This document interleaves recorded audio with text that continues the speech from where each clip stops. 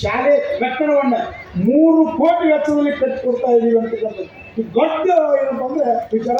ಬಡ್ರಿ ಒಂದು ಚಪ್ಪಾಳೆ ಎಲ್ಲರಿಗೂ. ಇದೊಂದು ಸಣ್ಣ ಕೆಲಸ, ಇದು ಮಾದರಿ ಕೆಲಸ.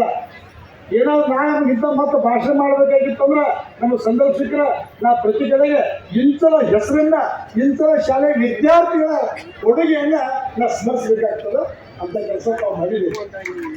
ಅದಕ್ಕೆ ನಿಮ್ಮ ಸ್ನೇಹಿತರು ಹೇಳ್ತಾ ಇದ್ರು, ಇದೇ ವೇದಿಕೆ ಇರ್ತಕ್ಕಂಥ ಇದೇ ಅತಿಥಿಗಳನ್ನ ಮತ್ತು ಇನ್ನೂ ಹೆಚ್ಚಿನ ಅತಿಥಿಗಳನ್ನ ನಾವು ಆ ಕಟ್ಟಡವನ್ನು ಪೂರ್ಣಗೊಳಿಸಿ ಉದ್ಘಾಟನೆಗೆ ಕಳಿಸ್ತೀವಿ ಅಂತ ಹೇಳಿದ್ವಿ. ದಯವಿಟ್ಟು ತಮ್ಮನ್ನು ಕರೆದ್ರೆ ನಾನು ನೀವು ಕರೆದಿದ್ದು ಕೂಡ ಬರ್ತೀನಿ ಆ ಕಾರ್ಯಕ್ರಮ. ಯಾಕಂದ್ರೆ ಪುಣ್ಯದ ಕೆಲಸ. ಒಬ್ಬ ಇಲಾಖೆಯ ವ್ಯಕ್ತಿಯಾಗಿ ನಾನು ಕೂಡ ಕಾರ್ಯಕ್ರಮದಲ್ಲಿ ನಾವು ಬರ್ತೀನಿ. ಪದೇ ಪದೇ ನನಗೆ ಪೂಜ್ಯರ ಆಶೀರ್ವಾದ ಮಾಡಿಸಲಿಕ್ಕೆ ನೀವೆಲ್ಲ ಕಾರಣೀಭೂತರಾಗ್ತೀವಿ ಅಂತ ಹೇಳ್ತಾ, ಪೂಜ್ಯರ ಆಶೀರ್ವಾದ ನನ್ನ ಮೇಲೆ ಸದಾ.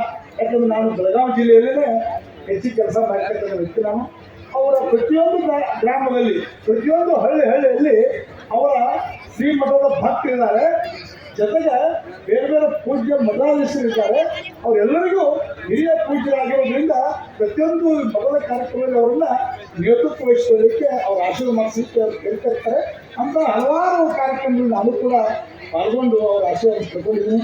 ಆ ಮೂಲಕ ನಾನು ನಿಮ್ಮ ಮುಂದೆ ಬಂದು ನಿಲ್ಲಕ್ಕೆ ನನಗೆ ಸಾಧ್ಯ ಆಗಿದೆ ಅಂತಕ್ಕಂಥ ಮಾತಿಲ್ಲ ಈ ವೇದಿಕೆ ಮೇಲೆ ನಾನು ಹೇಳ್ತಾ, ಮತ್ತೆ ನನಗೆ ಪೂಜ್ಯರ ಆಶೀರ್ವಾದ ಸದಾ ನನ್ನ ಮೇಲಿರಲಿ, ಎಲ್ಲ ನಮ್ಮ ವಿದ್ಯಾರ್ಥಿ ಬಳಗದ ಮೇಲಿರಲಿ, ಈ ಗುರು ಬಳಗದ ಮೇಲಿರಲಿ. ಬಹುತೇಕ ಇಲ್ಲಿವರೆಗೆ ಇಬ್ಬರು ಭಾಷಿಕರು ಹೇಳಿದವರು ಏನಂತಂದ್ರೆ, ಯಾವ ದೇವರು ಎಲ್ಲಿ ಇಲ್ಲ, ಅವರ ತಂದೆ ಮತ್ತು ತಾಯಿ ಅವರೇ ಪೂಜ್ಯ ದೇವರು ಅಂತೇಳಿ. ಅದ್ರ ಜೊತೆಗೆ ಗುರುಗಳು ಕೂಡ ದೇವರು. ಬಾಳಿಗೆ ಬೆಳಕನ್ನು ತೋರಿರ್ತಕ್ಕಂಥ ಈ ವೇದಿಕೆ ಸೂರ್ಯತೆ ಹಳ್ಳಿ ಮಕ್ಕಳಿಂದಲ್ಲ, ಎಲ್ಲ ಹಳೆಯ ಗುರುಗಳಿಂದಲ್ಲ, ಇವರೆಲ್ಲ ನಮ್ಮ ಬಾಳಿಗೆ ಬೆಳಕನ್ನು ಕೊಟ್ಟಿರ್ತಕ್ಕಂಥವ್ರು. ಇವರು ಸಾಕ್ಷಾತ್ ಗುರುಗಳೇ. ಈ ಗುರುಗಳೇ ಸಾಕ್ಷಾತ್ ದೇವರು, ಆ ಪೂಜ್ಯರು ಸಾಕ್ಷಾತ್ ದೇವರು ಅಂತಕ್ಕಂಥ ಮಾತನ್ನು ಹೇಳ್ತಾ, ನನಗೂ ಕೂಡ ಕಾರ್ಯಕ್ರಮವನ್ನು ಕರೆಸಿ ನನಗೆ 2-3 ವಿಚಾರಗಳನ್ನು ಹಂಚ್ಕೊಳ್ಳಿಕ್ಕೆ ಅವಕಾಶ ಮಾಡಿಕೊಟ್ಟಿದ್ದಕ್ಕಾಗಿ ನಿಮ್ಮೆಲ್ಲ ಮಕ್ಕಳು ನಿಮ್ಮನ್ನು ಕಾಯ್ತಾ ಇದ್ದಾರೆ. ಅವರು ನಮ್ಮ ತಲೆಯಲ್ಲಿ ವ್ಯಕ್ತಪಡಿಸಬೇಕಂತ ಹೇಳಿ ನಾನು ಪೂಜ್ಯರ ಆಶೀರ್ವಾದವನ್ನು ಅವ್ರ ಕೆಲವು ನುಡಿಗಳು ಕೇಳಬೇಕಾಗಿದೆ. ಆದರೂ ನಾನು ಮಾತನ್ನು ಮುಗಿಸಿ ನಾನು ಏನೋ ಹೇಳ್ತಾ ಇದ್ದೇನೆ.